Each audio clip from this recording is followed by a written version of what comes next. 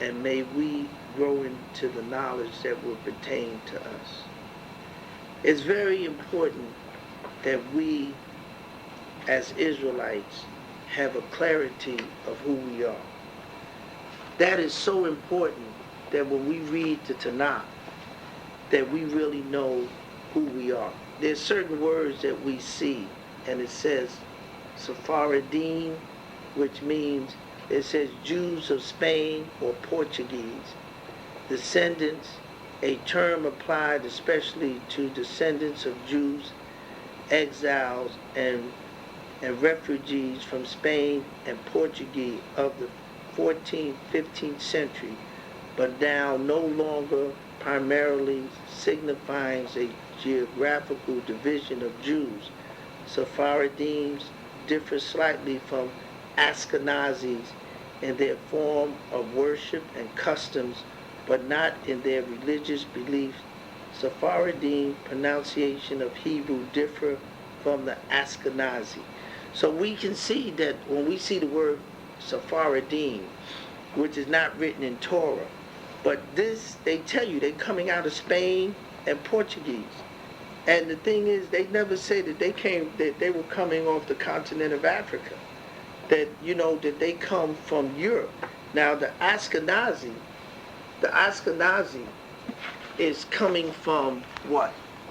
Originally Jews from Germany and France, as distinguished from Saracen, Jews from Spain and Portugal. During the times of medieval oppressions, Ashkenazim migrated to the eastern countries of Europe and later to other parts of the world. Today, Ashkenazim no longer primarily refer to the geographical division of jewelry. Ashkenazic rituals and pronunciations of Hebrew differ somewhat from the sporadic. The majority of Jews are Ashkenazim. Okay, so he's saying that they're coming out of Germany, they're coming in France, but they never see. The point is, what I'm pointing out to you is that it said Ashkenazim migrated to the eastern countries of Europe and later to the other parts of the world. Today, Ashkenazims no longer primarily refers to a geographical division of Jewry. Ashkenazic rituals and pronunciation of Hebrew differ somewhat from the Sephardic.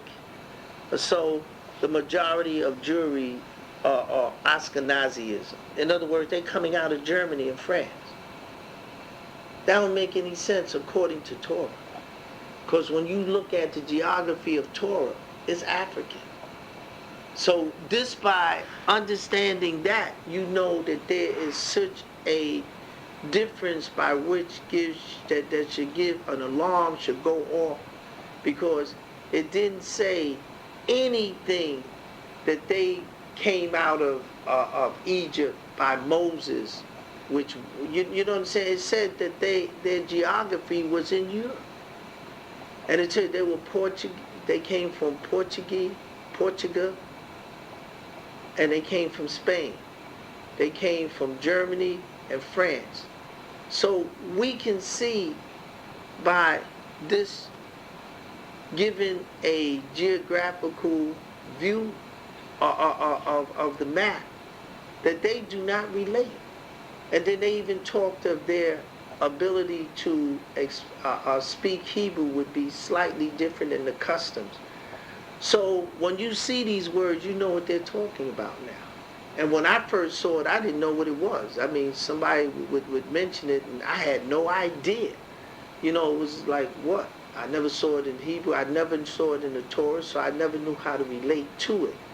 But like they have the Reform, the Conservative, and the Orthodox. And these are not mentioned in Torah at all. So I just wanted to point that out, that this difference should give you some hint that there's something that is totally misleading I mean, we must come to clarity in our approach to Torah, so that we might not, venture off into different ideas that is not that is contrary to us, because we are a people that is moving back into a reality of truth, and therefore we must sort through the misunderstandings that have been given to us as a people, such as that, we are black Americans, which is no at all relates to a nationality.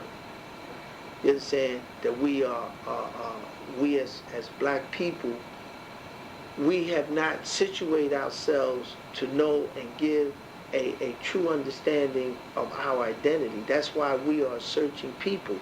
But as we go on, I like for us to come to a realization that there's so many things that's happening around us, and how we must identify them and then put them together. I like to start off at St. Matthew's. St. Matthew's chapter 10.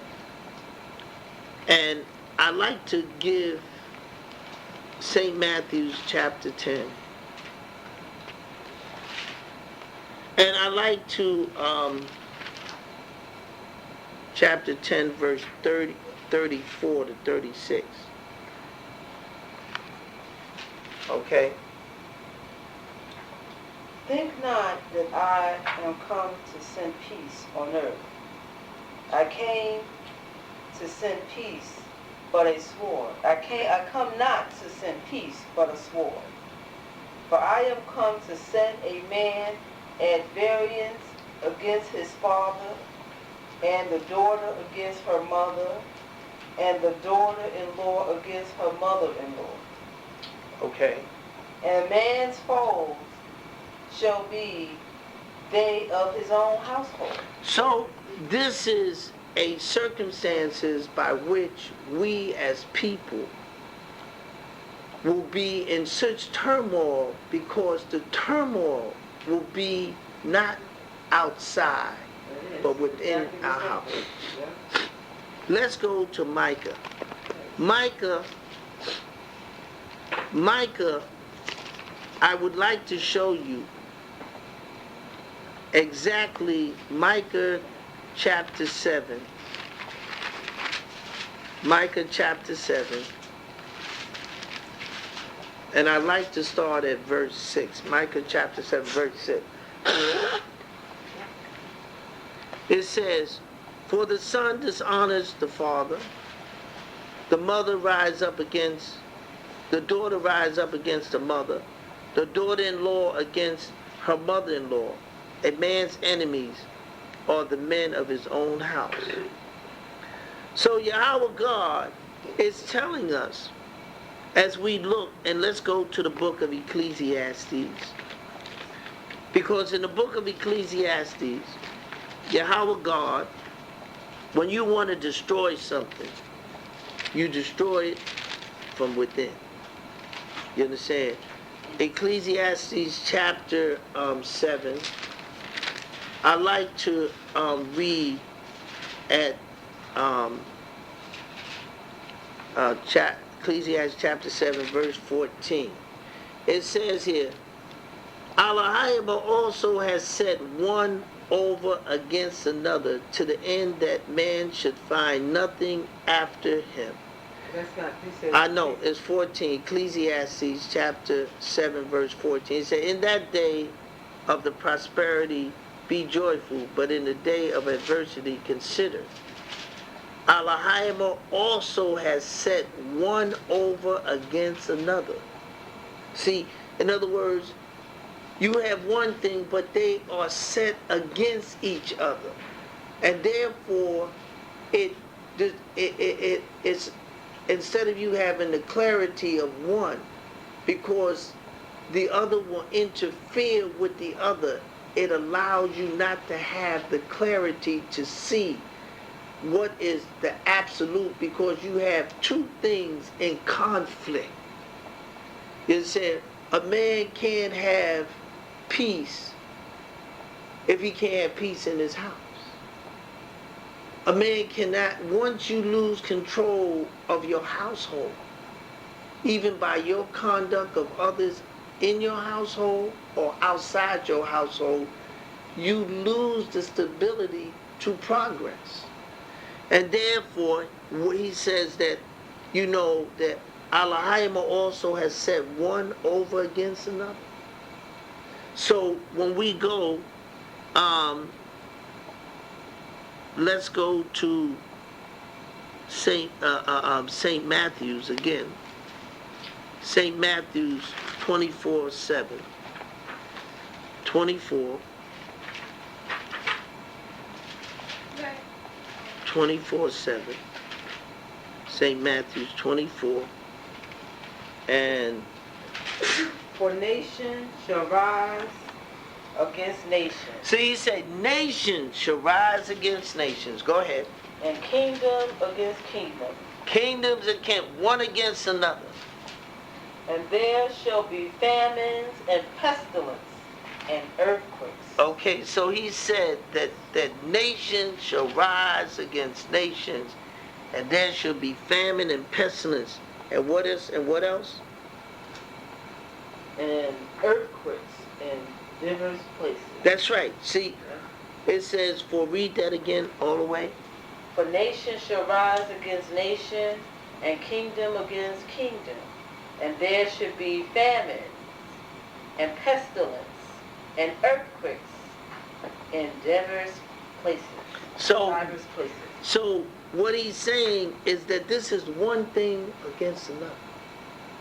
Nations against nations. Let's go into Jeremiah 25.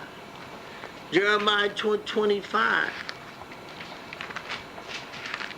makes that same distinction of Yahweh God putting one thing against another.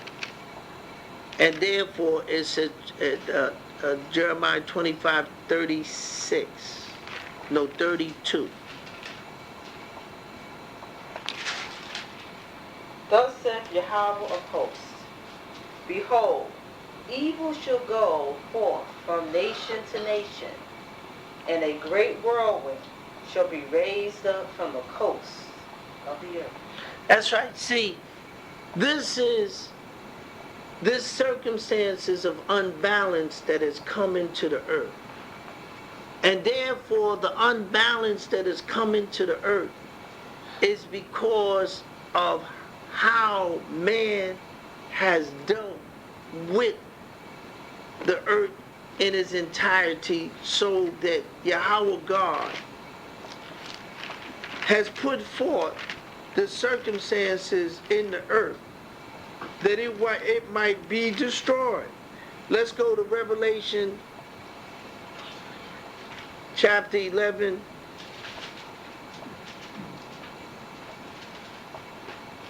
And verse 18. I will read the small, and then we'll read it. It says here, small and great, and should it destroy them that have destroyed the earth. Could you restart at 18?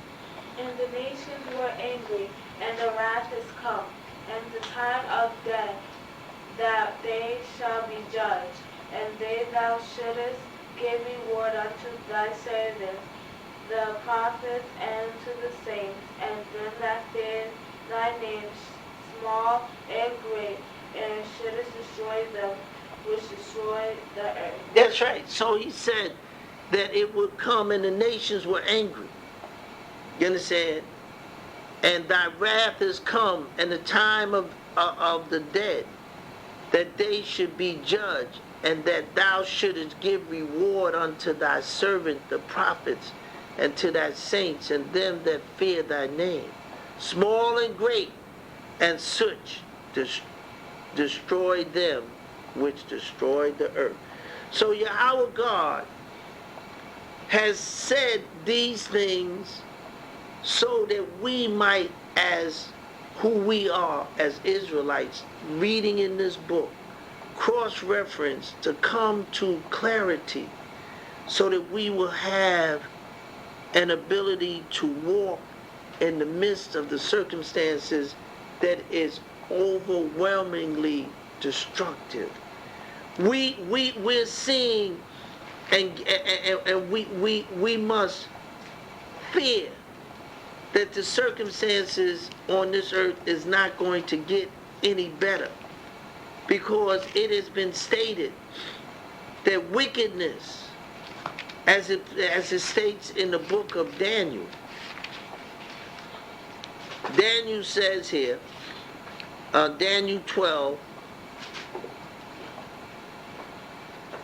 starting at verse 10. 12, Daniel 10, verse 8. It said, many shall be purified and made white and tried, but the wicked shall do wickedly, and none of the wicked shall understand, but the wise shall understand. See, those of us that are putting this together, we have the understanding.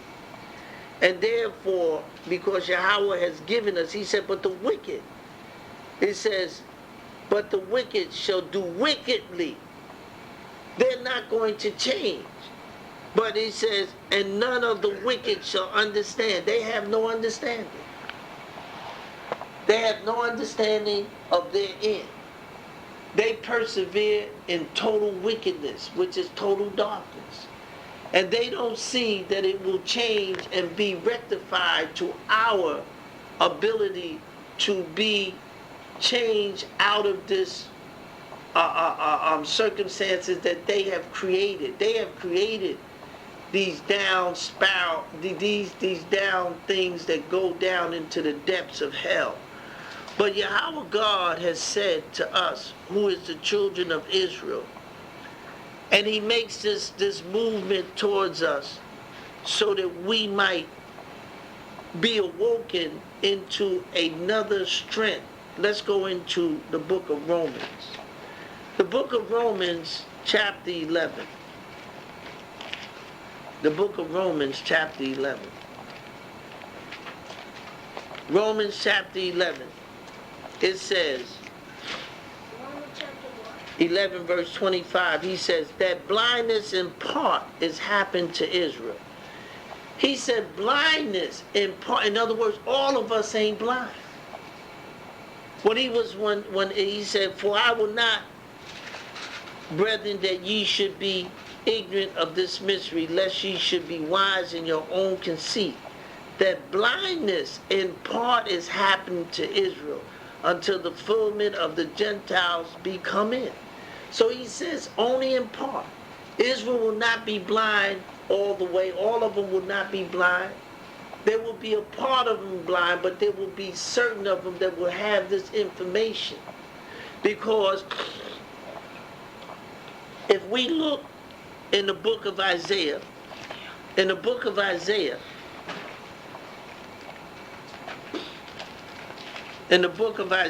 42, he says, Isaiah 42, verse 22, 42:22, it says, and none saith, restore. Isaiah 42:22, it says, and none saith, restore. Nobody is going to help you, Israel. Nobody, as it says in 20, said, but this is a people robbed and spoiled. They are all of them snared in holes, and they are hidden in prison houses.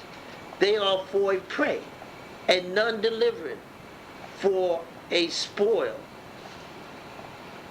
And none saith, restore. It restore them back to their natural. Nobody helped you, Israel. Nobody helped you to regain your purpose, that you being a servant of Yahweh. Nobody. Because Yahweh says in the book of Deuteronomy that no one would help you. Deuteronomy 28, verse Deuteronomy 28, verse 68, it says, and they shall be sold unto your enemies for bondmen and bondwomen, and no man shall buy you. He said no, because in our land we could buy each other out of our captivity. So he said that when you go into Egypt again, and this is Egypt again, he said ain't nobody gonna be able to buy you. Even in that same chapter, Deuteronomy chapter 28, let's go to that same chapter, but let's go to 29. And in 29, Yahweh confirms that same statement that he makes. He says, nobody's going to help you. He says, he goes to the point where he says, no man shall buy you. He says, and no man shall save you. And it starts at 29, and thou shalt grope at noonday, as the blind gropeth in darkness, and thou shalt not prosper in thy ways, and thou shalt be only oppressed and spoiled evermore, and no man shall save you. See, no man is going to save us, because in Hosea, Yahweh God tells you that in Hosea, that it is his duty, that he is going to do it. He's not, that's why he told you in Hosea, and to make it clear where your salvation is coming from. Yes, Hosea chapter 13, verse 19. Chapter 13, verse 19. What does it say? No. Hosea chapter 13, verse 9. O Israel, thou hast destroyed thyself, but in me is thine help. Yeah, see, Yahweh God has told us. He says, in me is your help. He said, you destroyed Israel, and nobody's going to restore you. Nobody. He said, but I will. You understand? He's told you this. Ain't nobody, no man can save us. If you're looking for a man, you're wasting your time. No man can help you. See, when you understand what you must do, then nobody has to help you. Because Yahweh God has told you what he's planning on doing. And therefore, when he explains to you what he's planning on doing, why should you look for anything different? If you look for something different, then you'll become disillusioned. Yahweh don't want you to become disillusioned. That's why he gave certain teachers to teach you and to encourage you so that you don't fall by the wayside. Because Yahweh God has put all of this, he's told you what he's going to do. And he says in Jeremiah chapter 16, verse 14, he tells you right here.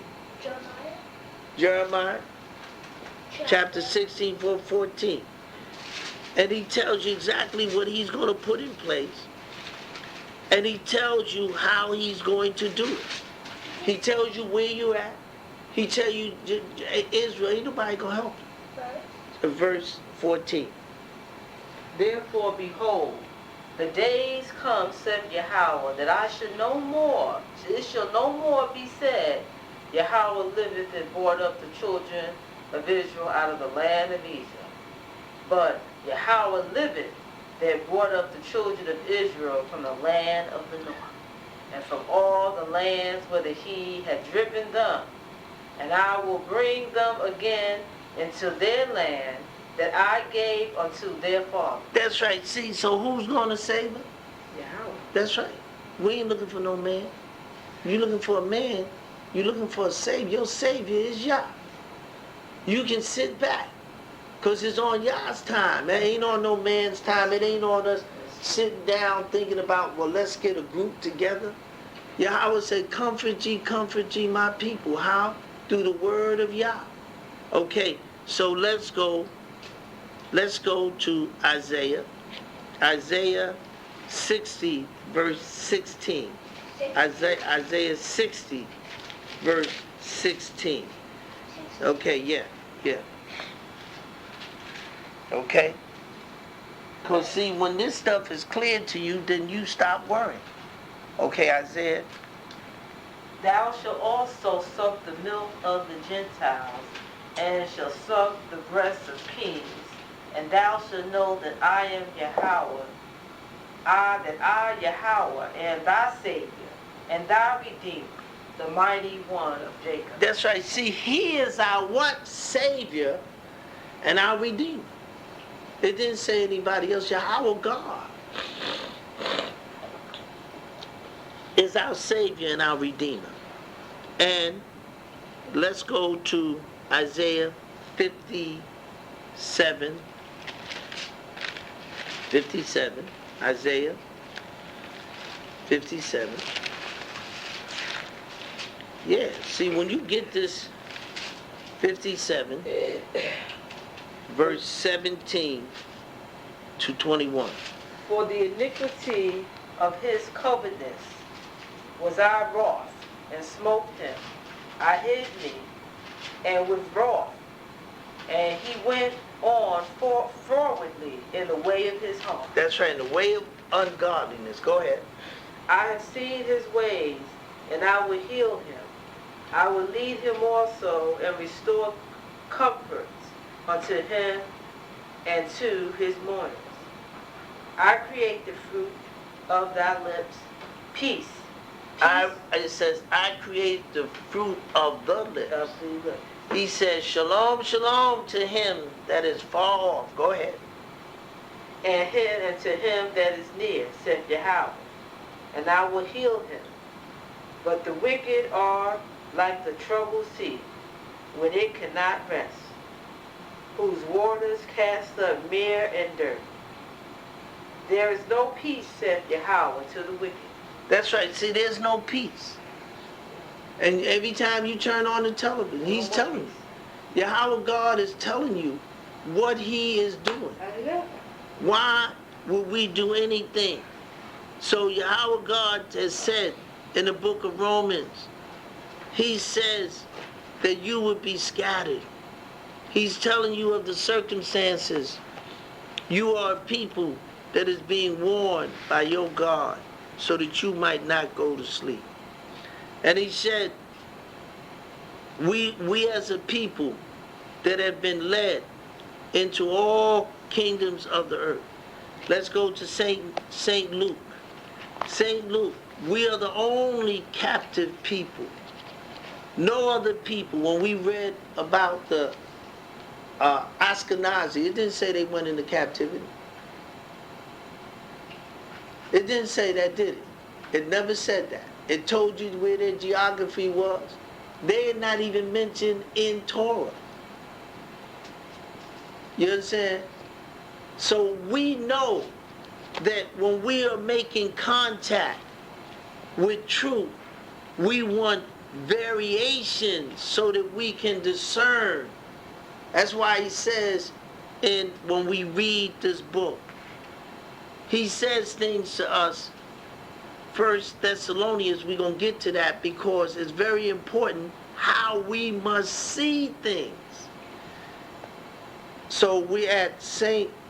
Luke 21. St. Luke 21, verse 24. It says what? It says, and they shall fall by the edge of the sword, and shall be led away captive into all nations, and Jerusalem shall be trodden down of the Gentiles until the times of the Gentiles be fulfilled. That's right. He tells you, he says, there's a time. Who's a Gentile? Anyone that's not a Jew.